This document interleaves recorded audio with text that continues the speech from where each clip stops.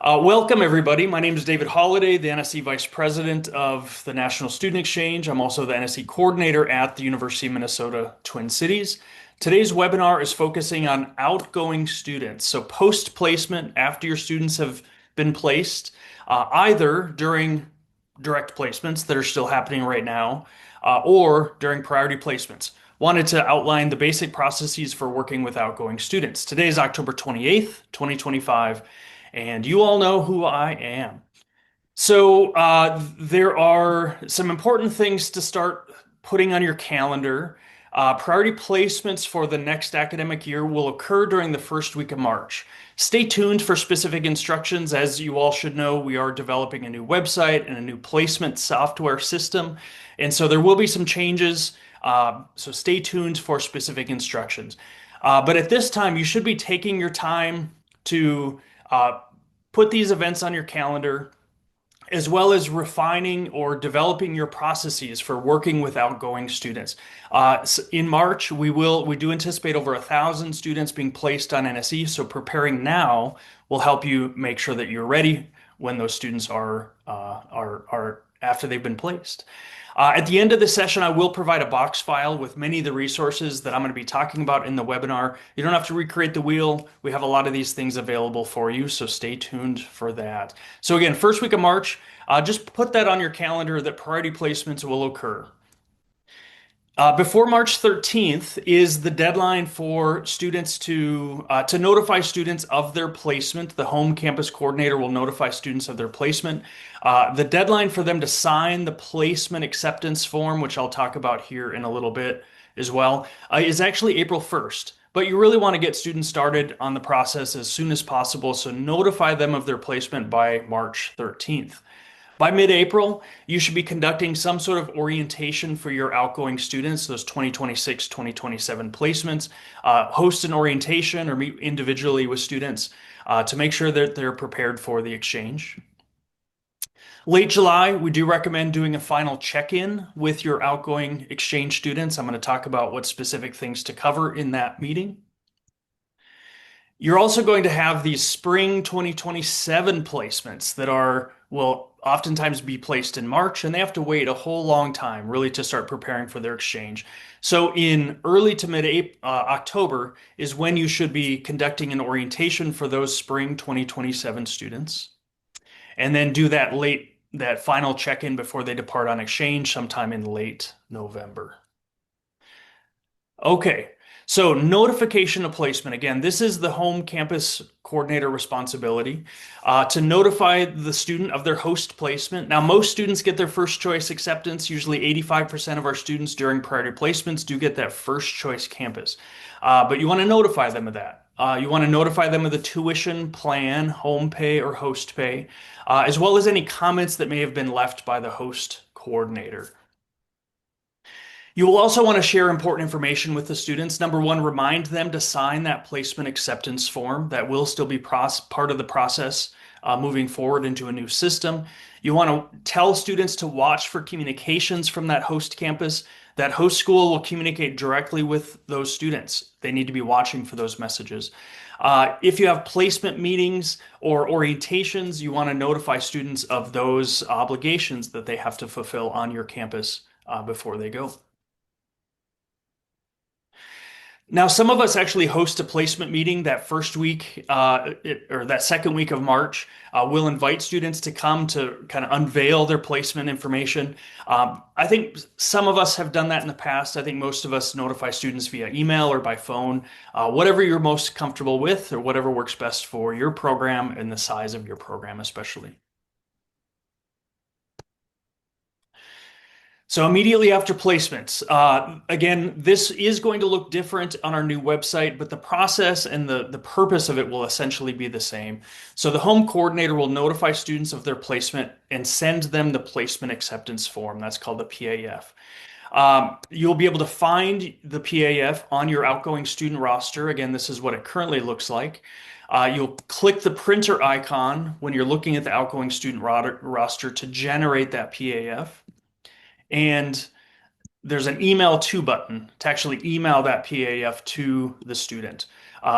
So again, this is the coordinator responsibility, and maybe it actually will be simpler and possibly automated in the new website, but want to make sure that you're all aware of that responsibility. So what's on the PAF? Um, Again, a lot of this is probably going to be looked differently or be collected differently, but you do want to make sure that you understand what students are signing on that placement acceptance form. So part A is the participant information. Part B is their placement information, what school accepted them, on which tuition plan, for which terms, etc. And then I'm going to talk specifically about Part C because I think this is coming up more and more with students. This is regarding special conditions or circumstances. This point is the invitation for students to disclose if they have any special conditions or circumstances or may require special accommodations for physical or invisible disabilities at going to their host campus. Students should notify the student of this, the host campus of those things as early on in the process, and that is reminded. Students are reminded of that on the PAF. Part D, we also do collect emergency contact information that is pulled from their application, but they can edit the information here on this form. The back page of the PAF is called the conditions of placement. First of all, it does outline the eligibility requirements students have to maintain prior to and during their exchange. Number two is a reminder that they must be timely and meet deadlines when it comes to completing forms and processes going to that host campus. Number three, the exchange period. Students are placed for a specific term, could be summer, fall semester, fall quarter, academic year, etc. There is information on how to change those terms if necessary. Course approval and access. This is a campus-based process, but students are reminded on the PAF that they should navigate that process at their home school. Number five reiterates the financial obligations related to an exchange, whether students are placed on home or host tuition, other financial obligations regarding room and board, etc. Number six is a reminder that for most campuses, students are allowed to live off campus, but they are responsible for making those arrangements themselves. Number seven is a reminder about getting that transcript at the end of the exchange. Number eight, reminder about insurance. Some campuses will require it, some will not.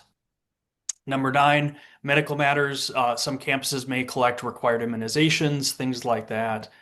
And then the second part of the conditions of placement, I kind of broke this up in half. Um, there's a note about personal health and safety. This does comprise a liability waiver, both for NSE, but also for home and host campuses. Outlines what to do in emergency situations. Rules and regulations, students still have to fulfill those at the home campus and the host campus.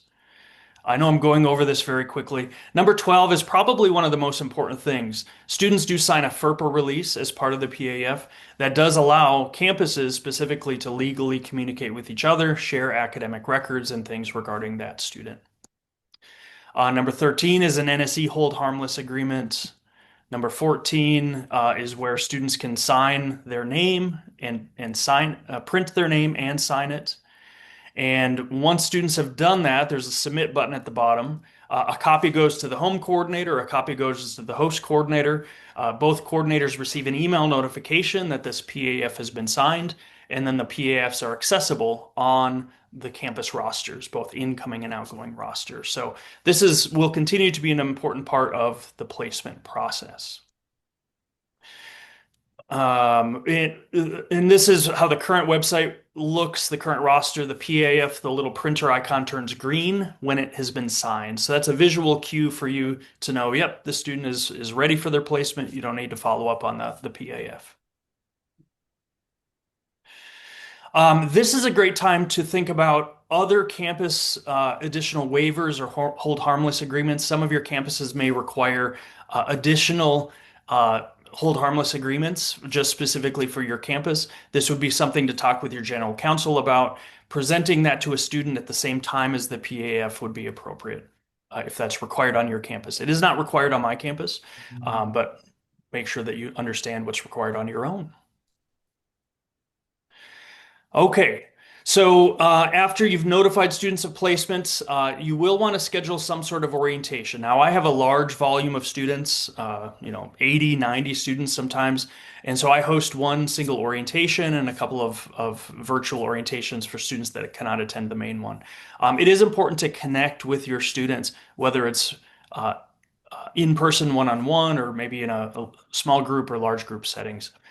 This is the important information to cover in an orientation. And again, I will actually share my orientation guide and my presentation that I go over with students for you to use for your own campuses. So first of all, congratulations. This should be celebratory. The students are taking a big step, getting outside their comfort zone and doing NSE. I always continually am reminding students who to contact about what. So you, the home campus coordinator, you're the contact for all home related aspects of the exchange, which we'll talk more about that here in a little bit. But specifically, students need to be reminded they do have a host campus coordinator that should be helping them on all host campus matters. Things like how to sign up for on-campus housing at that host school, how to register for classes, when to arrive, etc. All of that will come from that host campus. Eligibility requirements remind students they do have to maintain eligibility requirements. That's a 2.5 GPA, being enrolled full time, good academic standing, no conduct issues, etc., in order to actually proceed on their exchange. This is a time, again, maybe to have students sign campus waivers or hold harmless agreements if required by your campus. You also want to review the financial details of how NSE works.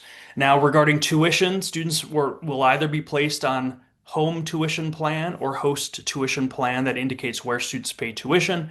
Remind them also they're responsible for room and board or housing costs, other miscellaneous fees, etc. Financial aid is an important reminder as well. I'm going to talk more about that here in a bit, the specific processes. That course transfer process or the course approval process, I'm going to talk more about here in a bit. This is very critical, of course, to share with your students how they identify courses and how they'll transfer back or apply back to their degree requirements back at home. Health and safety requirements of your campus, of the host campus, etc. Those are, and then also remind students, of course, to pay close attention to their host campus instructions and deadlines. You are their contact for all home campus related matters. They do need to watch for communications from that host campus. All right, tuition and fees. So just a reminder for everybody, NSE does operate under two tuition plans. One is called home tuition, where student simply pays regular tuition and fees to their home campus. They pay no tuition to that host campus. Most of our students, over 60%, I believe, participate on home tuition plan. Now, some of our students go on host tuition. That means they pay resident rate tuition and fees to that host campus. No tuition or fees are paid to the home campus. So remind students this is how their tuition will work. They will need to monitor both student accounts at their home school and their host campus to make sure that they're aware of and paying their bills if necessary.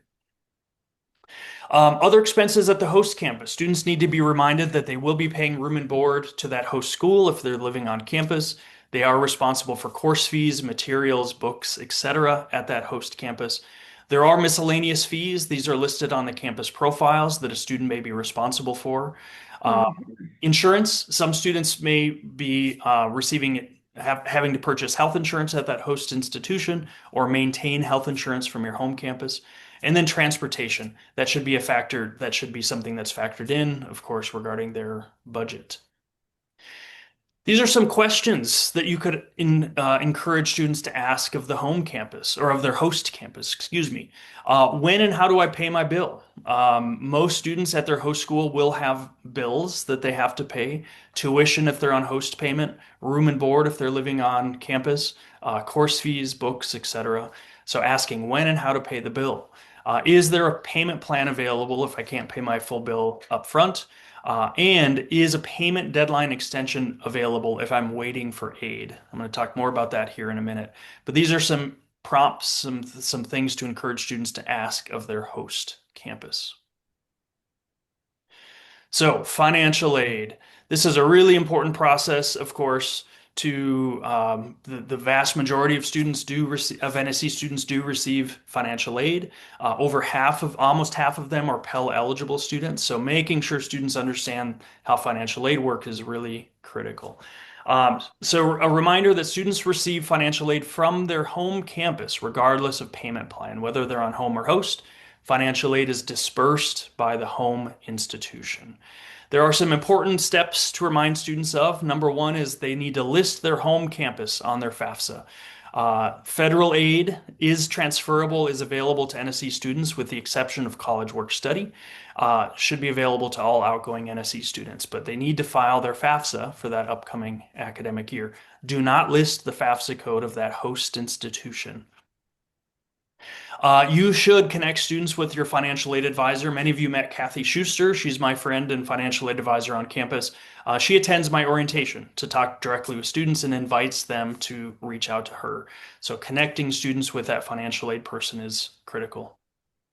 Number three, determine what financial aid and scholarships are applicable. Now, that is something that's typically determined by their host, by the financial aid office. But again, directing students that way to figure that out. On my campus, all financial aid, state aid scholarships go with NSE students, with very few exceptions.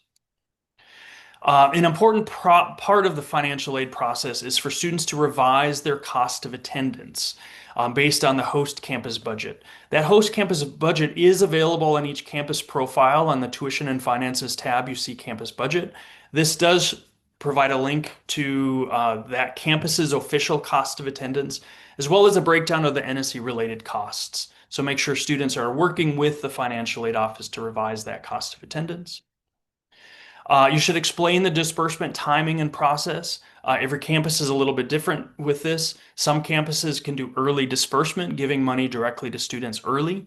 My campus does not, but also remind students that direct deposit is oftentimes the best way to get their money as quickly as possible. So reminding them of that. And this is what I alluded to earlier. If the host campus requires payment before financial aid disbursement, ask that host campus for an extension.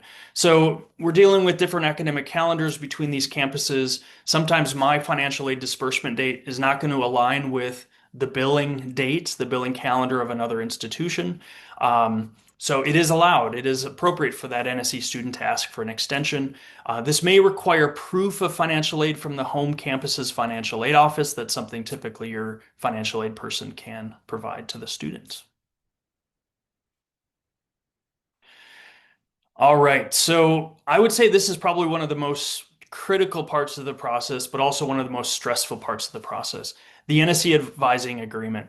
So, you've advised the student, they've identified a campus, they've looked through course catalogs and things like that of the host campus. Now they've been placed, they know where they're going, and things can get a little bit more real. So, really helping them understand the NSE advising agreement, how the courses they take on exchange will transfer back or will apply to your home campus degree requirements.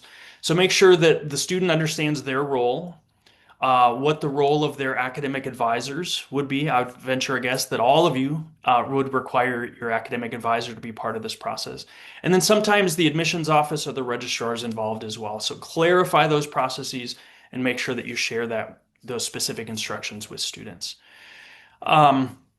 Reminder about some specific credit policies. Number one, students need to be enrolled full-time when they go on exchange. Their credit total may affect their financial aid. Financial aid typically requires full-time enrollment, that is 12 credits at a semester campus. But some of us, including my campus, have a higher financial aid threshold for certain grants and scholarships. So make sure students understand that. Is NSE credit transfer credit or is it resident credit?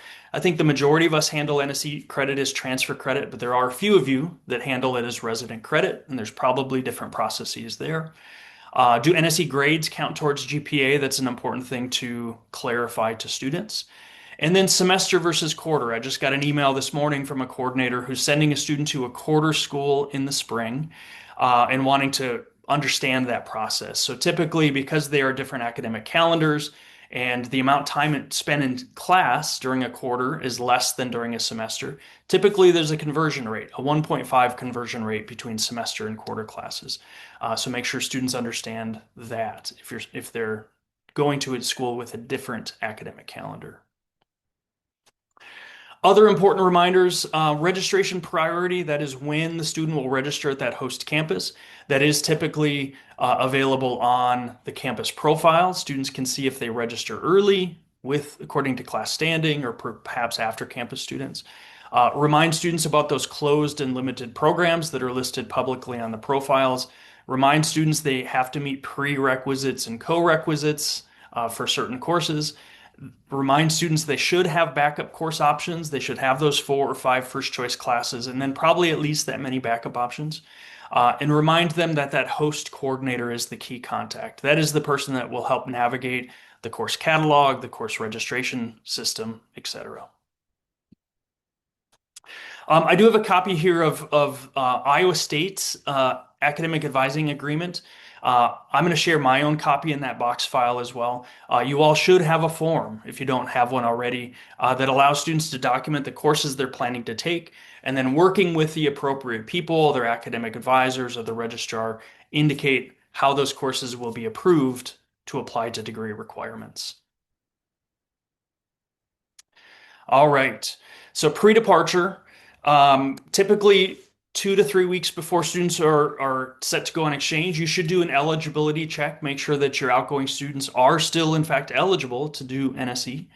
Um, and I would recommend, again, an exit meeting or a check-in with your outgoing students as well. Confirm the number of credits that they're taking at that host school. Confirm the financial aid details, including tuition and financial aid, etc. Confirm those course approvals. By then, hopefully those course approvals have been completed and submitted to you. And then written communication.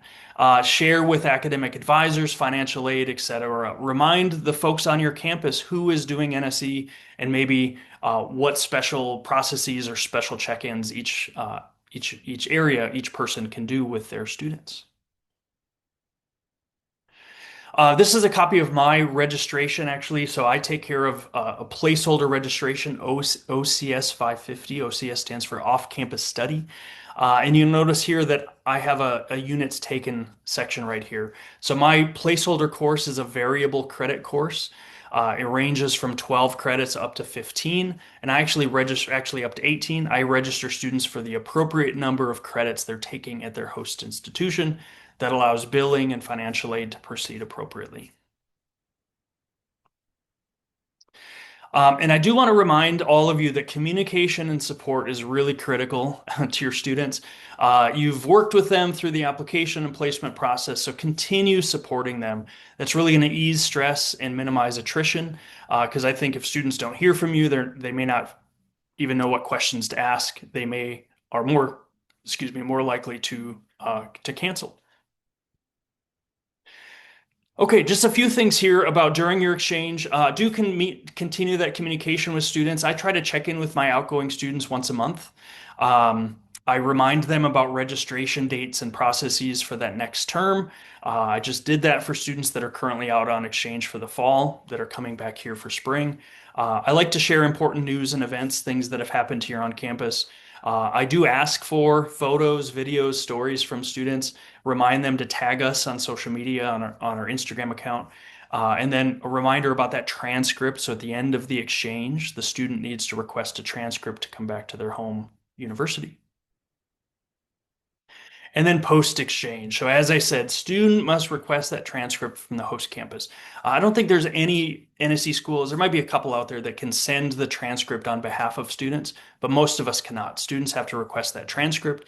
You should set a deadline for students to comply. I give students 30 days from the end of our academic calendar semester to get that transcript to me.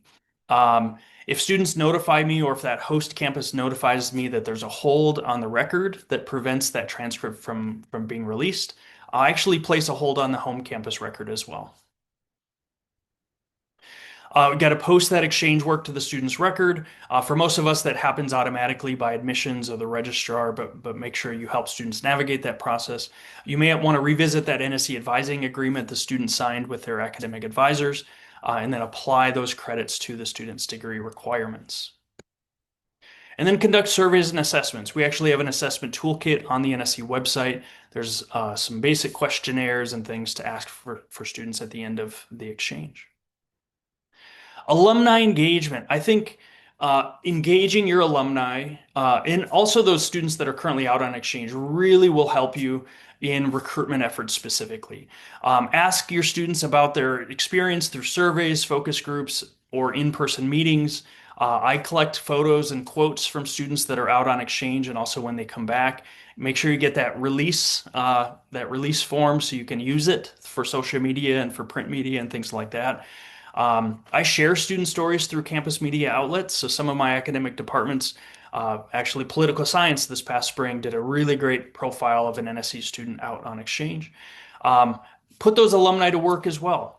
Host an NSE alumni panel as part of an info session about NSE. Have them help you conduct classroom visits. Have them help you distribute those flyers and posters across campus as well. And then if you can hire a student worker, I strongly recommend hiring an NSE student worker.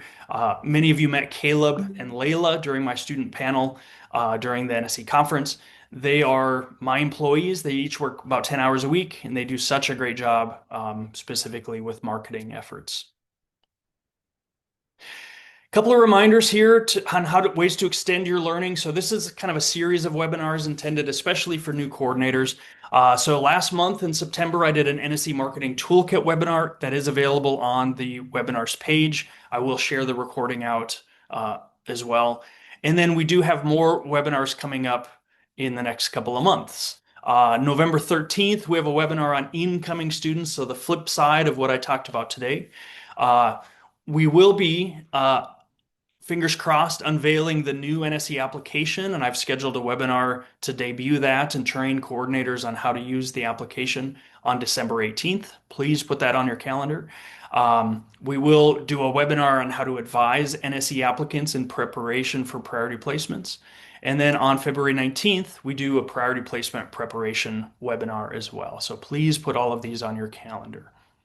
I know that we are at the end of the session, but I do want to stop here and ask if there are any questions about anything. As I said earlier, I will be sharing a box file that will have copies of the advising agreement form template, the financial aid budgeting template, and even information for orientations and things like that. So please watch for that email. But I'm going to stop the recording and ask if there are any questions about anything.